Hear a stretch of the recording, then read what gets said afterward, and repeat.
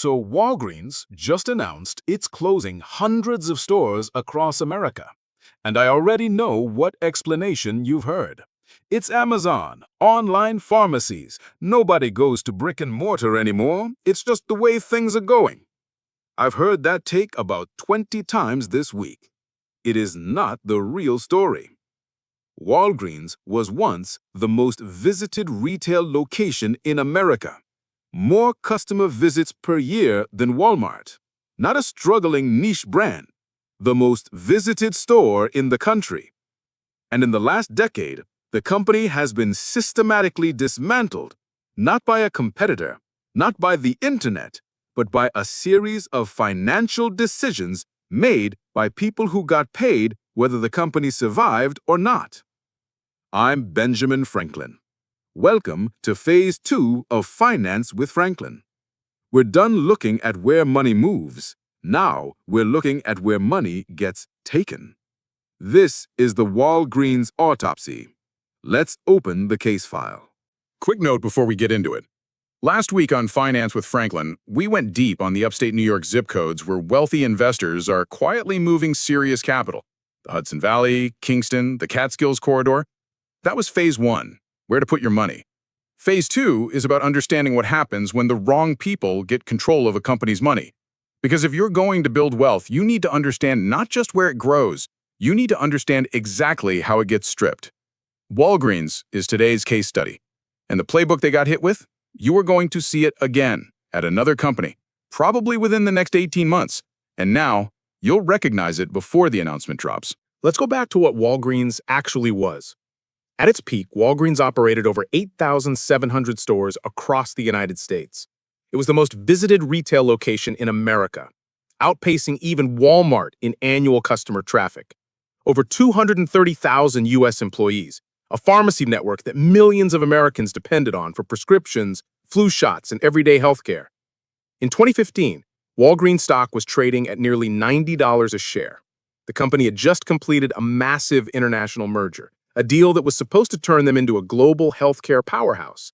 By 2024, the stock had collapsed below $9, a 90% decline in less than 10 years.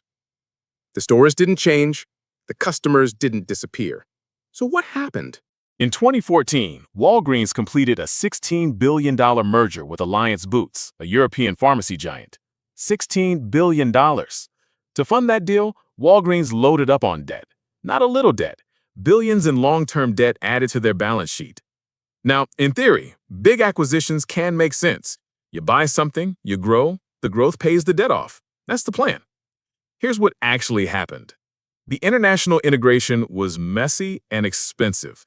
The promised cost synergies took longer than projected. Meanwhile, something else was quietly crushing Walgreens that had nothing to do with the merger. Pharmacy reimbursement rates. This is the part that most people, even business reporters, skip over. When you fill a prescription at Walgreens, Walgreens doesn't just charge you. They submit a claim to your pharmacy benefit manager, your PBM. And the PBM dictates how much Walgreens actually gets paid for dispensing that drug. Companies like CVS Caremark, Express Scripts, and Optum Rx control the reimbursement rates for most Americans. And throughout the 2010s and into the 2020s, those reimbursement rates kept getting squeezed, lower and lower, each contract cycle.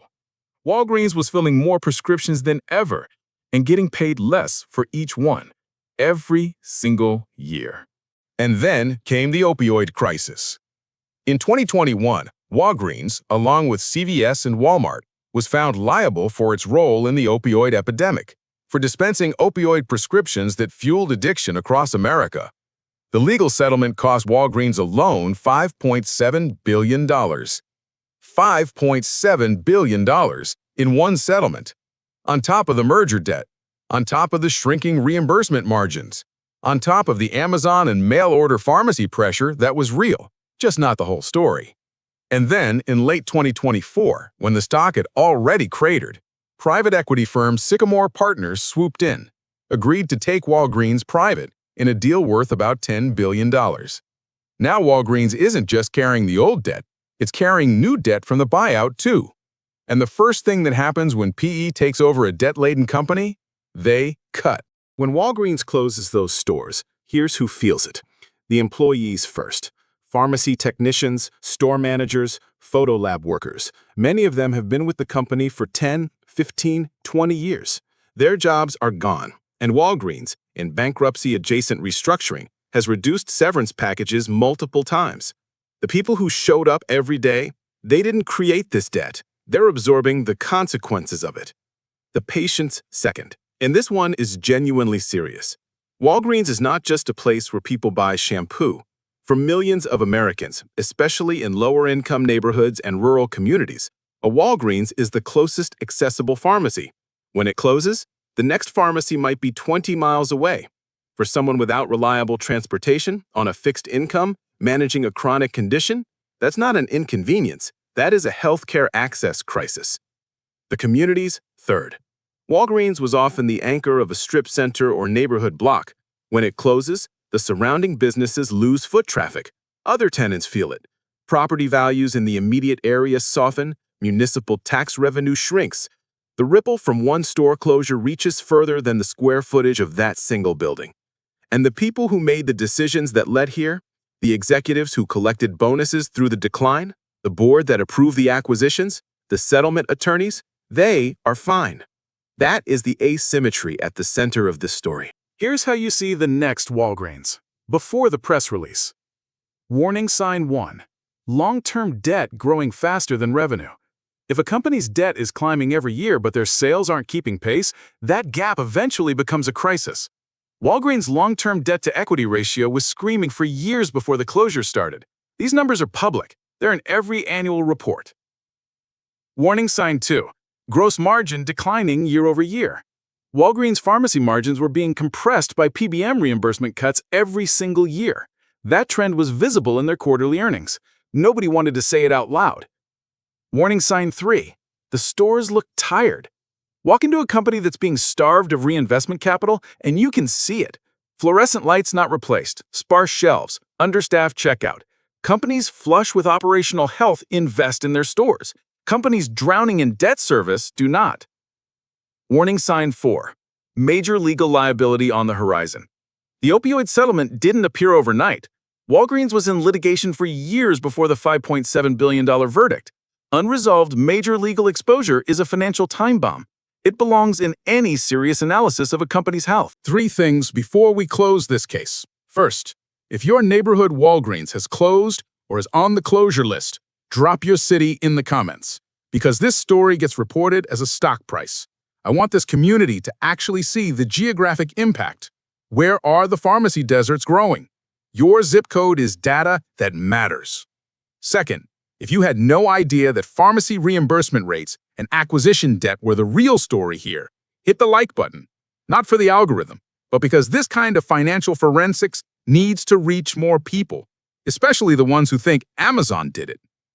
Third, if you know someone who works at Walgreens right now, or a patient who depends on a location that might close, send them this video. Not to scare them, but because understanding what's actually happening is always better than being blindsided by it. Here's what I need you to take from today. The Walgreens story is not a story about retail dying. It's not a story about Amazon winning. It's a story about what happens when a company takes on more financial weight than its operations can carry. And the people making those decisions never had to bear the consequences themselves. The pharmacy techs felt it. The patients in rural counties felt it. The strip center landlords felt it. The $5.7 billion in opioid settlements, that was funded by a company that then couldn't invest in its own stores. This is what corporate forensics is. Following the decisions, following the debt, and telling you who actually paid. Next week, we're performing a financial autopsy on something even closer to home. The American diner. Right now, diners are closing across the country at a rate we haven't seen since the Great Depression, and everyone's pointing at a $15 breakfast and calling it inflation. But here's the thing. The $15 breakfast is not the problem. The $15 breakfast is the symptom. The actual disease started decades ago, And it has nothing to do with the price of eggs. That story is next week. Finance with Franklin. Subscribe so you don't miss it. And if you're brand new here, everything you need is on this channel. Start with the Florida video. Trust me. I'm Benjamin Franklin. Case closed.